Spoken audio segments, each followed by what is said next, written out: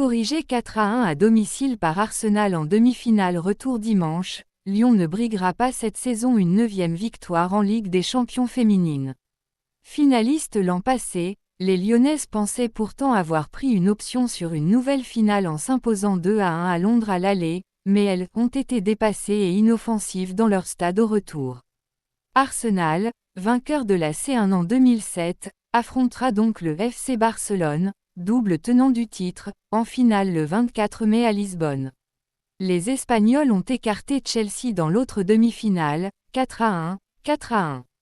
Éliminées prématurément de la Coupe de France, les Rhodaniennes n'ont désormais plus que la Première Ligue, dont elles ont dominé outrageusement le championnat régulier, pour bien terminer une saison lors de laquelle elles avaient l'objectif de réaliser le triplé avec la C1. Il s'agira donc de bien négocier les play-offs pour ne pas terminer sur une feuille blanche qui sonnerait comme un échec total.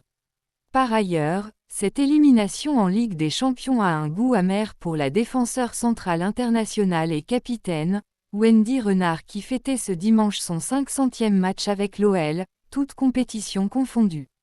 Longtemps incertaine après une blessure à un pied, Renard a finalement été titularisée aux côtés de Vanessa Gilles en défense centrale avant de sortir à la 75e minute, remplacée par Alice Sombat. Ce n'est pas la première fois que les Gunners font un mauvais coup à Lyon au Groupama Stadium. Le 19 octobre 2022, en phase régulière de la Ligue des Champions, elles étaient venues s'imposer 5-1, l'un des plus mauvais souvenirs de Wendy Renard. Montemurro en échec. Par rapport au match aller, l'entraîneur Joe Montemurro avait choisi de titulariser Ada Egerberg en pointe en faisant reculer en milieu très offensive, Melchi Dumornay, un changement au détriment de Danielle Van de Donk. Cette modification a été un échec. Devant 20 045 spectateurs, l'OL a été largement dominé dans l'entrejeu, ce qui a nui à l'équipe dans la récupération du ballon autant que dans les phases de relance. L'Olympique lyonnais a totalement raté son début de match.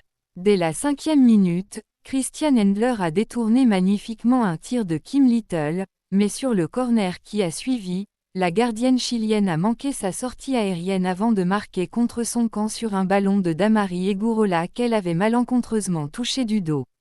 Dans le temps additionnel de la première période, Mariona Caldente a porté le score à 2-0 d'un tir se logeant dans la lucarne, 45+1, avant qu'Alessia Russo n'inscrive un troisième but après une passe de Frida Mahanom qui a profité sur l'action d'une mésentente entre Renard et Ellie Carpenter puis d'une erreur de Vanessa Gilles, 46.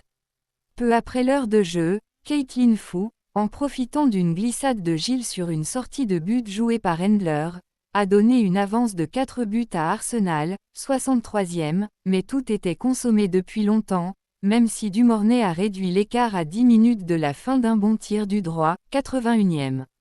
Avant cela, seul Egurola avait été sérieusement dangereux, sur une reprise de la tête arrêtée par la gardienne Daphné Van Domselaar après un centre de Selma Bacha.